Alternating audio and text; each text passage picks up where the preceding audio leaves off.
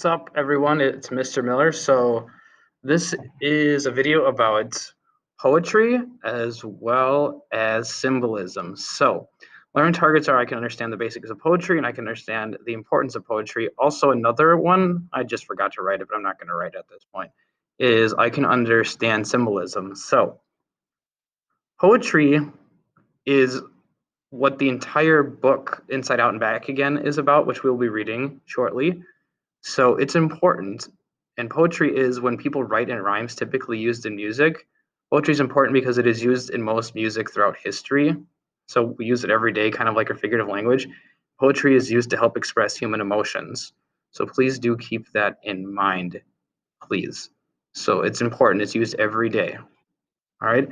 So there are rules with poems in the English language. So one is poems typically rhyme. Two, poems usually have repeating lines, and poems usually have many forms of figure language in it. So oxymoron, alliteration, hyperbole, and etc. Our story, Inside Out, Back Again, will not have any sort of rhyme scheme, and there may be repeating lines, but it's free form because there's different kinds of poetry. All right. So a rhyme scheme is the order pattern of rhymes at the end of the lines or poem or verse. So examples like we have roses are cruel, violence is red, this poem sucks, look under your bed. So we have red and bed. That's the rhyme scheme. So there's nothing, rhyme scheme, nothing, rhyme scheme. So that's the rhyme. So it's pretty easy to pick up on.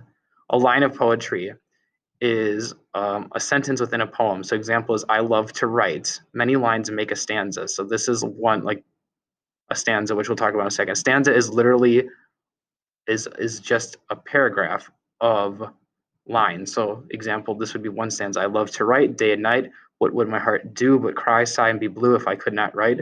So that's pretty much it. And you can count like how many lines are in the stanza. So 1, 2, 3, 4, 5. There's 5 lines within this stanza. And there's going to be a big gap, like in between stanzas, there's going to be a big, huge gap between them. Like it, you'll see when we're talking about that. So there are different types of poetry, which you'll experience some at some points in your life.